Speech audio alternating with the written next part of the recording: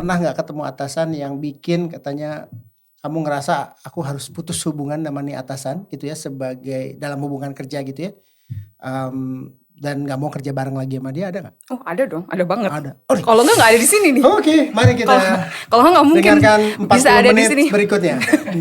Jadi Gimana? mungkin aku tipikal orang kalau nggak ngelihat merah nggak aku terobos. Tapi lama-lama kita capek juga ya.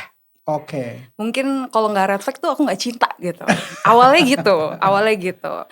Jadi bos-bos red flag yang sebelumnya banyak. Banyak. Okay. Banyak, nggak satu nggak dua doang. Mungkin apa tuh 10. pengalaman yang paling istilahnya kalau ini sampai ke bawah mimpi mungkin, atau tidur sampai nggak bisa tidur, atau tidur kebangun tiba-tiba karena red flag ini pernah? Jujur ada. Nah, apa sih yang menyebabkan kita ngomongin cirinya ya? Ciri. Apa yang membuat baby tuh ngerasa ini red flag nih kayak gini gitu? Micromanage. Salah satunya menurut aku micromanage, yang terlalu micromanage, yang bener-bener kasarnya setipis debu aja tuh di manage sama dia.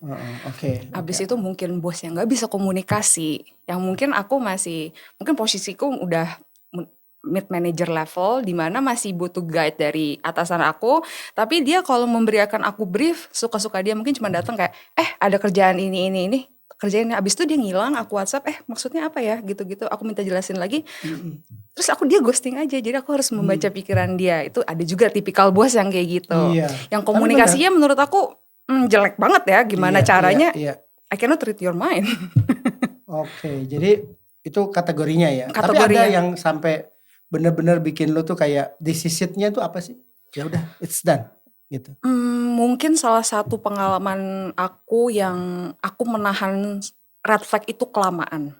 Dimana aku stay mungkin let's say 1 tahunan di tempat itu dengan bos yang red flag buat aku dan mungkin buat partner kerjaku yang lain juga, tapi mungkin aku satu-satu yang lebih gak kuat.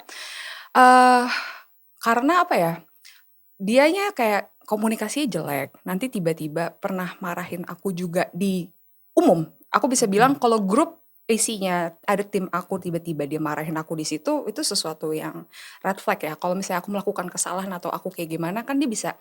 Waktu itu masih kerjaannya kita hybrid ya, kantornya tuh hybrid, jadi jarang lah kita ketemu di kantor. Jadi dia marahin aku karena ada sesuatu kesalahan, aku akuin itu salahku juga, itu di grup. Oke. Itu sampai aku nangis. Tapi aku tetap stay.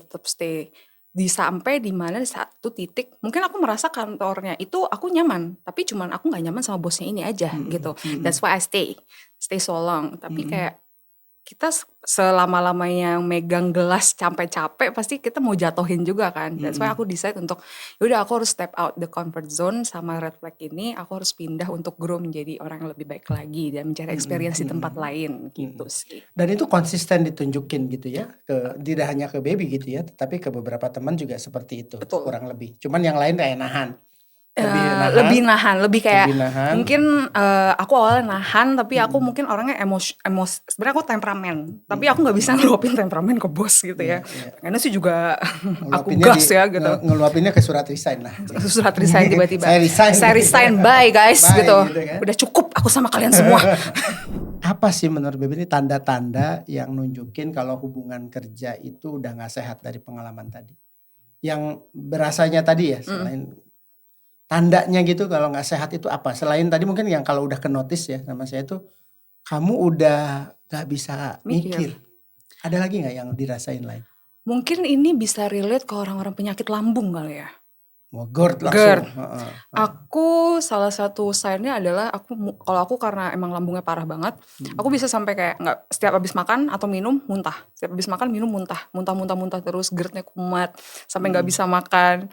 Bukan karena salah makan itu kan? Bukan karena salah makan, makannya udah sangat amat sehat bener, nggak yang memicu GERD atau apa, tetap habis makan muntah. Mungkin buat aku, karena kalau menurut dokter kayak dokter psikiater atau psikolog, lambung tuh connect ke kepala. Bener. Nah, jadi that's why dia ngirim sinyal kayak ini something wrong. Karena lo terlalu stress di environment itu. Kalau aku salah satunya itu sih perasaannya. Pernah sampai ke psikolog atau psikiater untuk ngobrol gitu? Aku ke psikiater dan ke psikolog. Dua-duanya. Oke. Sempet salah satu dari mereka kayak waktu itu apa yang disaranin sama? Mereka bilang intinya aku jangan nekat keluar dulu, sampai aku punya pegangan kerjaan lain. Sampai ya ada satu time di mana kayak dia lebih happy aku keluar daripada aku stay. Karena itu mungkin bagi dia mendengar cerita, aku melihat ya progres aku mungkin aku drop atau kayak gimana, itu lebih sehat daripada mendingan lo bokeh daripada lo gila di sana gitu. Oke. Sampai segitunya. Ya, oke. Mendingan lu bokeh daripada lu gila. Baby 2024 gitu ya. Itu bisa ya teman-teman Swiggoers ya. Bisa jadi quotes baru tuh gitu ya. Jadi yang lagi ngerasain kayak gitu tuh, itu mendingan bokeh daripada lu gila. Baby Sumpah. 2024. Sumpah Psikiater katanya mahal. Psikiater mahal. Mahalan itu sama biaya gaji.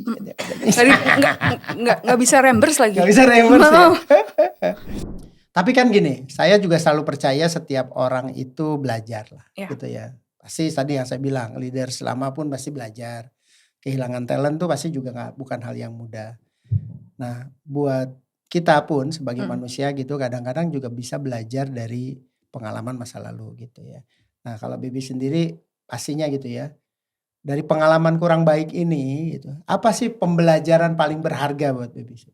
Aku jadi tahu worth aku. Itu menurut aku pelajaran paling berharga dari experience aku di kantor Red Flag atau tidak Red Flag pun, aku jadi tahu self worth aku dan apa yang aku mau dengan kehidupan ini. Gak setiap orang mungkin seumuran aku udah realize apa yang dia benar-benar mau di hidup ini. Mungkin seumuran aku masih banyak yang lost, atau yang lebih tua daripada aku masih ada yang lost gitu.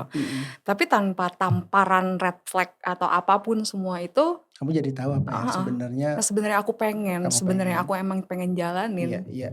Gitu sih. Tanpa itu semua nggak ada Baby hari ini. Luar biasa.